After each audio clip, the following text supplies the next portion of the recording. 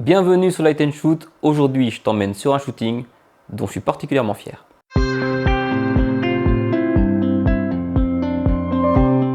Avant de commencer, je te rappelle la nouvelle de la semaine.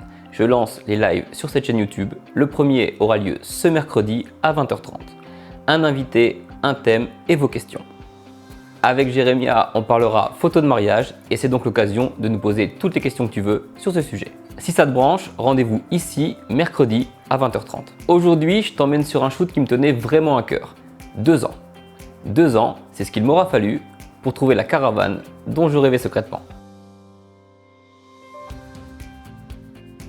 Et j'ai fini par la trouver grâce à Lionel, un magicien de ouf. J'avais donc ma caravane, Valentine, un modèle incroyable, et Stéphane qui m'assiste régulièrement sur les shoots. Autant te dire que j'avais vraiment pas envie de me foirer. J'avais pris pas mal de matos avec, mais j'ai finalement fait quasiment toutes mes photos avec 2 flashs et 2 bols. Et l'idée, c'est de te montrer à quel point le placement de ces flashs, une gélatine ou leur puissance peut changer radicalement une ambiance. Garde bien en tête qu'on était en plein jour, que j'ai shooté globalement avec 2 flashs et que le tout a duré 2 heures. Donc les différentes ambiances que je vais te montrer ne sont obtenues que grâce à l'éclairage et au réglage de l'appareil. La caravane étant un endroit assez petit, j'ai vite décidé d'éclairer principalement par l'extérieur. Non seulement c'est pratique, mais en plus ça donne un côté naturel de ouf. Pour la première ambiance, je voulais un côté fin d'après-midi assez chaud. J'ai donc mis des gélatines demi-CTO sur les flashs, qui servent à réchauffer la lumière. J'en ai placé un derrière la fenêtre du fond et un en face de Valentine, qui fait la lumière principale sur elle. Le rideau du fond est fermé pour cacher le flash, adoucir la lumière et participer au décor. Le rideau face à Valentine est ouvert au niveau de son visage pour laisser passer une lumière plus franche sur elle. J'ai mis de la fumée dans la caravane grâce à la petite bombe dont je te parle dans cette vidéo et le résultat m'a mis en confiance directement. C'est exactement ce que je voulais.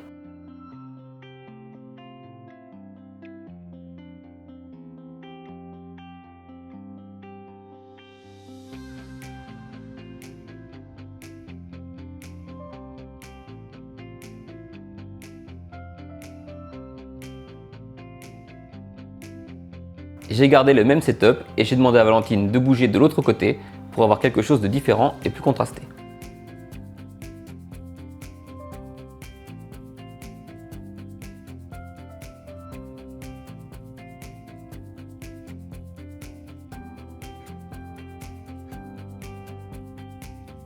L'ambiance naturelle de fin de journée, c'était fait. Maintenant, je voulais quelque chose de plus tranché. J'ai gardé le flash sur le fond avec la gélatine demi-CTO.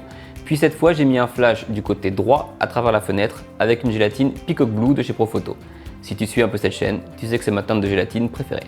L'idée, c'était de jouer avec un contraste chaud-froid pour avoir une ambiance qui déchire. Là, j'ai rien inventé, ça marche depuis toujours.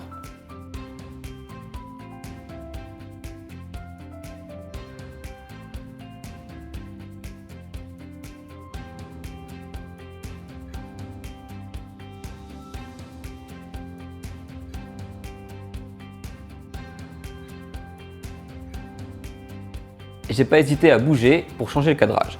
Garde bien en tête que si tu bouges mais que ton éclairage reste en place, l'éclairage va changer. Car il ne sera plus placé de la même manière par rapport à ton appareil photo. Donc n'hésite pas de temps en temps à bouger, ça peut te réserver de bonnes surprises.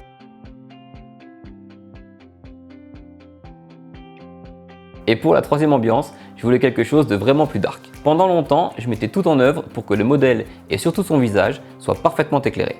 Et en vrai, c'est cool. Mais quand j'analysais des photos d'autres photographes avec des ambiances vraiment fortes, je me suis vite rendu compte que j'adorais quand seulement un filet de lumière arrivait sur le modèle. Alors attention, je ne te parle pas de sous-exposer la photo. Je te parle d'une photo bien exposée où le modèle ne reçoit pas la majeure partie de la lumière. Et ce genre de photo, pour l'ambiance, c'est incroyable. J'ai simplement décalé le flash arrière avec la gélatine CTO sur le côté pour qu'il rase vraiment la fenêtre de la caravane. Et ainsi, il y a beaucoup moins de lumière qui rentre dedans et c'est une lumière vraiment rasante. Et ce rendu là, j'ai adoré de fou.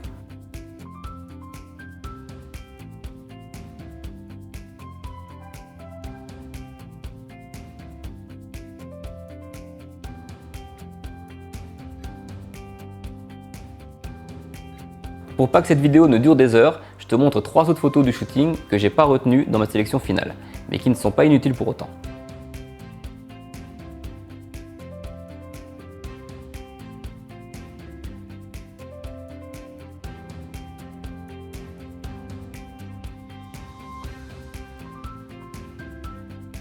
Je te montre ça pour te montrer qu'au même endroit, au même moment, avec sensiblement le même matériel, on peut faire ça.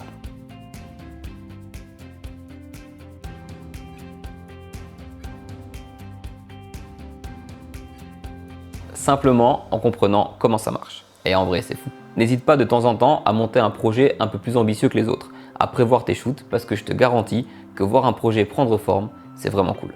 N'oublie pas que mercredi à 20h30, on est en live pour parler photos de mariage. Viens nous rejoindre, ça me ferait vraiment plaisir. J'espère que cette vidéo t'a plu. N'hésite pas à t'abonner pour voir les suivantes et je te dis à très bientôt sur les 10 Shoots.